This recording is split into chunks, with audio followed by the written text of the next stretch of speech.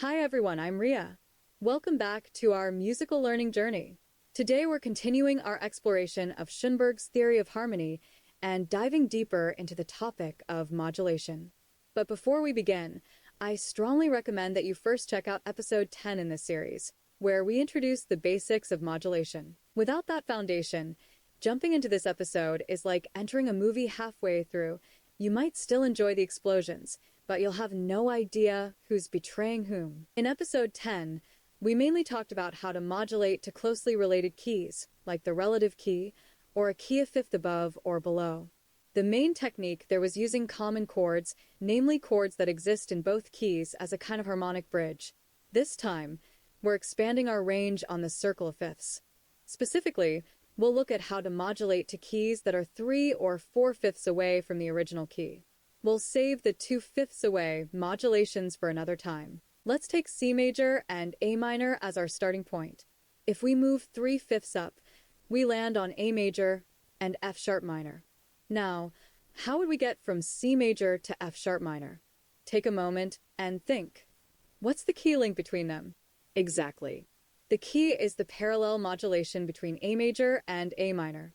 That connection between major and minor modes with the same tonic is how we break through the wall. It's like the secret passage in a video game level. It may not be obvious, but once you find it, it opens everything up. As for switching between relative major and minor, we already covered that last time. In essence, a major key is just its relative minor with a facelift, specifically without the raised leading tone. The trick lies in how you handle the pivot tones, those notes that belong to both keys and help disguise the shift. So we won't go into that again here. Now, what about going 4 fifths up from C major? That takes us to E major, or its relative, C sharp minor. One way to get there is to go first to E minor, and then from E minor to E major. Again, the link is between E minor and E major, another pair of parallel keys. You could also go from A major to E major, stepping up the circle of fifths one more time. It's like taking the scenic route, but musically. So what we've learned so far. We know how to modulate to the relative key and to keys 1 fifth away. But when it comes to 3 or 4 fifths, we also need to learn how to handle modulations between parallel major and minor. That's something we didn't cover in the last episode, so now it's time to dig into it. Let's look at an example. A minor and A major. What's one super important chord they share? Yep, it's the dominant chord. Both A minor and A major use the chord E major as the dominant. That's a big deal, because you can use the dominant as your pivot chord. Start in A minor, go to the dominant, then slide over into A major. Or reverse the process to go from A major to A minor. It's like getting on the same train, but switching your destination at the last minute. Now, in classical music, composers often make this moment dramatic. They'll sit on the dominant chord for a while, build up tension, and only then resolve into the new key. It's like when a movie shows someone reaching for a doorknob and then cuts to black. Schoenberg, though, preferred a more harmonic approach. You can check the picture in this slide. He uses a method where the dominant is played, then there's a connector chord, and then the dominant returns, finally leading to the new key. But there are some details worth paying attention to. First, between the two dominants, you want a pedal point, a sustained note that bridges the gap. Usually that's the root of the dominant chord held in the bass.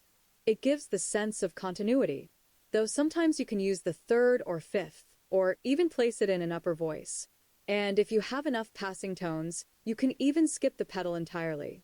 Second, there are rhythmic guidelines. The pedal should start on a strong beat, and it should leave on a weak beat.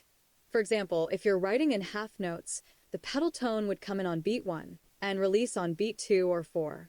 This gives the transition a nice forward push, instead of sounding stuck. Third, for the transitional chords, you can use chords from either key or get creative with secondary dominants or diminished sevenths. Just make sure the chord tones blend well with the pedal. Think of it like changing scenes in a film. If the lighting and soundtrack match, even a jump cut can feel smooth.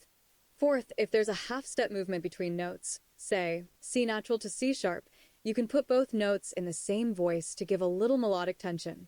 Especially in the bass, this helps keep things moving. These chromatic steps don't always serve a harmonic purpose. They're more about voice leading.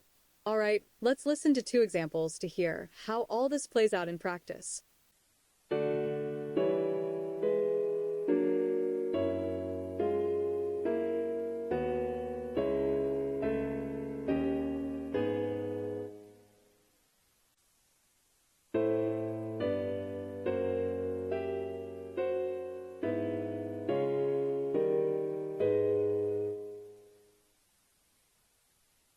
Now, let's talk about modulating downward. 3/5 below C major takes us to E flat minor and C minor. Again, C major and C minor are parallel keys, so the strategy is the same. If we go 4/5 down from C major, we land in A flat major or F minor. And here's something neat.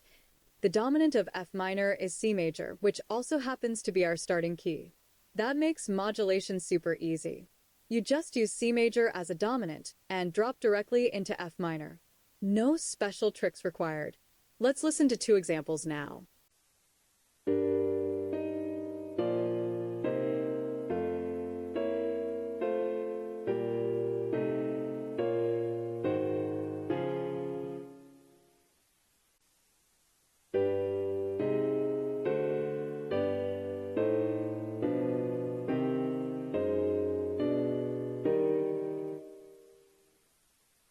All right, moving on.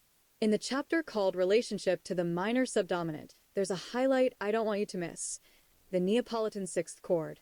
This chord is built by taking the second scale degree, lowering it a half step, building a major triad on that note, and then putting it in first inversion. So in C major, the second scale degree is D. Lower it to D flat. Build a major triad: D flat, F, A flat. Then invert it, and you get F, A flat, D flat. That's the Neapolitan Sixth. It is often used to substitute for the second degree chord in cadences. You'll usually find it before the dominant, or a cadential 6/4 chord. Emotionally, it feels like a twist ending. You're about to return home to the tonic, and suddenly you find a bouquet of flowers at your door. Unexpected, beautiful, and a little mysterious. Let's listen to a quick example of how this chord works in cadence.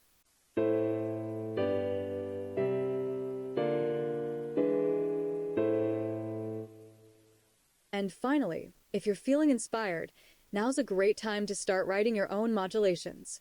Try it in other keys, see how different chord colors feel. Remember, theory gives you tools, but the music is yours to create. I'm Ria. If you want to keep learning harmony and composition in a structured but fun way, make sure to subscribe to my channel. See you in the next episode. Bye-bye.